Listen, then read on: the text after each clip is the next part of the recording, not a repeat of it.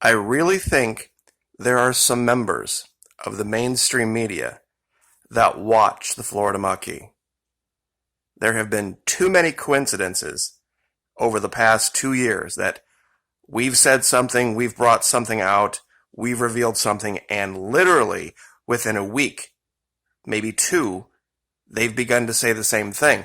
Now, I would like to play a clip from tonight's episode, Fox News, of the five. Now, I want you to listen to what Greg Gutfeld has to say, and we're going to comment on a couple of the pieces of information he reveals here. 1 second while I adjust the volume. All right, here we go. Greg Gutfeld, guy in the low center here. Wait, 66%? Let's go back to that number that Cuomo was talking about. 66% of the new patients were indoors and isolating, meaning they were staying in.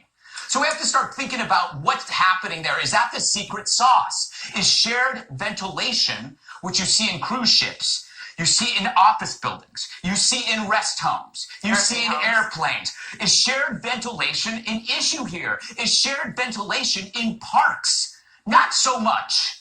I think you're going to see more research on the correlation between low vitamin D levels and disease, natural vitamin D levels. And I remember very early on this pandemic when people would talk about the science of weather and and sunshine and people mocking that.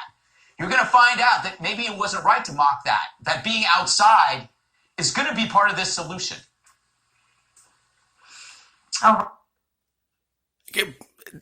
I swear we heard that somewhere before. Like literally a matter of maybe, 8-9 hours ago. Seriously. That's pretty much, in a nutshell, the exact same thing we said this morning. But there was another piece of information in there. 2/3 of the new cases are people who are staying inside and social distancing. Now, what does that tell you? That means staying inside.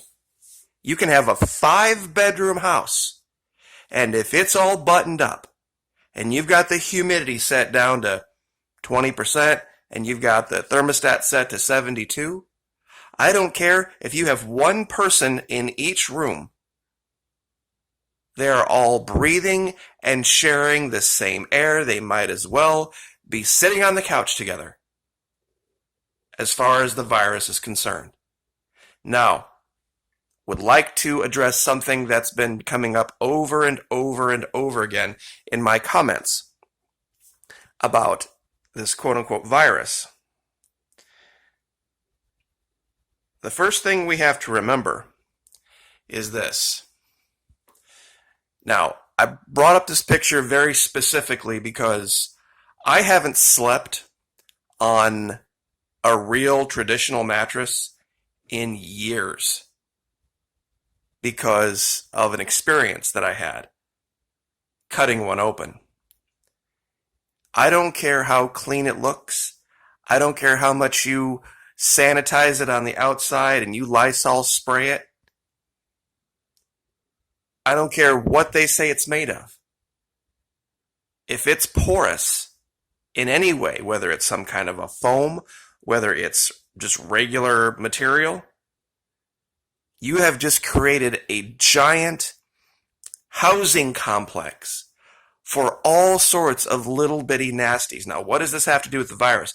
People have been saying this, a virus can't live on its own, it needs a host. Yeah, you're right. Do you know how many hosts can live in a drop of water? How many single and multi-cell organisms can live in a single drop, visible drop of water, especially one in a drip pan in a basement for like a dehumidifier or the water source for a humidifier? You would be amazed. There are all sorts of things floating around in the air that are alive, that live in water droplets that you can't even see. There are mites that are so small that they're a problem for fleas.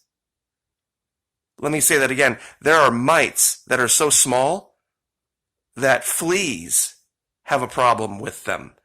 That's how small these mites are. And it doesn't take very much of a breeze and off they go. How many of you have seen the video of the spiders, the little bitty teeny tiny ones that can just float through your house? And those are spiders. They make some very, very, very nice air mattresses. And you can layer as many blankets on top of them as you want to make it as soft as you want. And yes, things can live in those blankets, but you can take those blankets out and you can put them in the washer. And you can sanitize them. You can't do that with a mattress. First thing I would do is, if I wanted to sanitize a home, would be get rid of all the mattresses. All of them. If they were traditional mattresses, get rid of every single one of them. That'd be step one. Because you just don't know what they do. You have no idea what they do, how they use garbage and they seal this stuff up and they make it look pretty and gorgeous on the outside, and on the inside, God only knows. Now, something else I wanted to talk about. I had mentioned about the ventilation systems. The ones that are in the garage versus the ones that are in the basement. Got a little bit of pushback on that. There is a difference between how they build houses in Florida and how they build houses in a place like Michigan.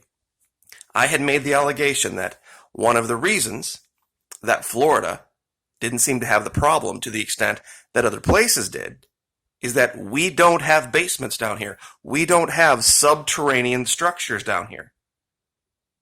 Subterranean structures are notoriously cold, damp, and absent of sunlight. All a wonderful recipe to breed things that can harbor the virus. Those of you saying out there, a virus can't live on its own. Things that can harbor the virus that you could be breathing in and not know it. Now, there's another level, though, that I didn't cover, and I should have. This is my fault. The next level is this. In the wintertime, let me give you an example. Let's go back to January. Now, here in northern Florida, at night it was getting down into the high 30s. During the day, maybe the mid 60s. In Michigan, January gets very, very cold. Probably 0, maybe less. Might not even see 30 degrees. What's the difference? The difference isn't as much as you might think. Me and some random person, our alarms go off simultaneously at 6 a.m. and we start our day. Now, both of us live in houses where the heaters are going.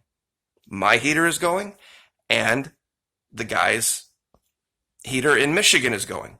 Are you with me so far? It's early morning, okay? In Michigan, the houses are designed, and most of the Midwest, to trap a bubble of hot air and maintain it with as little airflow as possible. Because that loses energy. They design the houses in the Midwest differently than they design them in Florida. This is an example of a vaulted ceiling application house in Florida, where everything's all one level and the hot water heater and the central air handling unit is out in the garage. Okay? This is an example of a house in the Midwest, where you have multiple stories and you have your air handling unit down here. Now, all of these ceilings are standard 8 feet. Okay?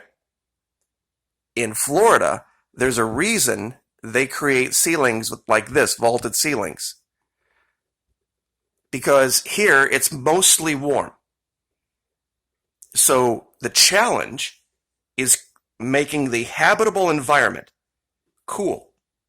But you got to have a place for that heat to go. A house with vaulted ceilings, the hottest air goes to the non-living space. meaning that big, huge bubble of air above you that you're not living in. The coldest air sinks. Now, if you need to warm up the home, see the ceiling fan? You set it to blow downward, and it blows the warm air from the high part of the room to the low part of the room. Here's our house in the Midwest. Here, you have a different challenge. Most of the year, it's very, very, very cold. So what you want to do is you want to trap hot air. You want to trap bubbles of hot air at lower levels. You want to keep it. You want to keep the hot air from going to the highest point. In Florida, exactly the opposite occurs. You want the hot air to go up. You want the cold air to come down. You want it to have a place to go and to vent out of the home. The whole point of this is that in places like Indiana, Michigan, New York, Pennsylvania, Ohio, the houses are designed to trap air. And that's what this has really been all about. Social distancing has been about not breathing the same air as people who may or may not be infected. So all you would need in a home that has 4 or 5 people is one person to bring it into that bubble, into that heat bubble, and get it going and get it through into the system. And that's it. It has found a habitable environment. And that's where it will live. Whereas in a place like Florida, there is so much ventilation, even in the wintertime, there's so much ventilation going on. One second. Because the air handling units are out in the garage door goes up and down, and huge amounts of air get exchanged, even in the coldest months. I mean, you don't leave the door stand wide open when it's 40 degrees, of course, but there's a lot more air exchange that goes on in houses in places like Florida and South in the wintertime than in a place like Michigan. And this was the point I was trying to make. The reason the virus was able to thrive, and still is able to thrive, in places up north, they're saying it's going to come back in the fall, because that virus is still living in organisms, not by itself, in organisms that have found a home in these filters, in these damp, dark, sunlight, prohibitive places. Pardon me. I'm trying to describe this in a different way so that people can understand what I'm saying. I know most of you have. I really believe exactly what Greg Gutfeld said was true. Was absolutely true. That we're never going to see a resurgence of it in Florida. And even though there's going to be sunshiny days up in Indiana, Ohio, Wisconsin, Illinois, that virus is going to be living where the sun don't shine. Down in the basement. Down in the filter. Down in the drip pans. And those units aren't all that sealed up, all that perfect, especially in a 10, 15, 20-year-old house. Plus, what else do we know? We know that COVID-19 was in San Francisco a month before it was in New York. Why didn't it take off in San Francisco? Same thing. Exact same thing. They don't have nearly the same amount of subterranean structures that New York, New Hampshire, Rhode Island, Connecticut does. Those subterranean structures, whatever they are, whether a subway, whether it's a basement, whether it's just a crawl space, whatever it is, it's acting like a reservoir. And when it gets cold, and those houses that are designed specifically to trap bubbles of air get shut up and closed up, all you need is one person mildly sick, and you have just created a perfect petri dish for it. Whereas down here, the houses aren't nearly as, I don't want to say they're not nearly as well insulated. They're insulated differently. They're primarily insulated to have the people live in the part of the home where the cool air is, the coolest air is. And if you do need to warm up things, you use strategies like ceiling fans. There are very few two-story homes in Florida. Those who purchase them are not very bright. And you can see them. These houses, to cool 2 stories, like for example, if you had, let me go back to our images here. If you built a house like this in Florida, your electric bill in the summer would be more than your mortgage payment. To try to keep this second story cool, there are houses that have 2 giant units. I actually brought up a picture, I guess I didn't. Outdoor units, air conditioning units, and they still sometimes have to put in window air conditioners for a home like this in Florida. It just makes no sense. People will buy these houses and they'll design them and they'll put these great rooms up, and they're horrible. They're absolutely horrible. They can run their AC on full blast and those rooms never get cool. And the electric bills are staggering. And those people out there listening who are in Florida can attest to this. The electric companies, you know what their advice is? When you're gone from your home, set your AC to 82 degrees. 82 degrees when you're gone, and when you're at home, set it to 78. That's their solution. So the idea of even living in a 72-degree home, forget it, and you're still going to have an $900 electric bill. That's not exaggerating. Some people have had far higher because they were dumb enough to buy a 2-story house in Florida. It just gets that hot. And this was that other picture that I wanted to show. This one. It does. It absolutely gets some of those rooms. If you didn't have air conditioning going, easily. Second story of your house would be 100 degrees, nothing flat.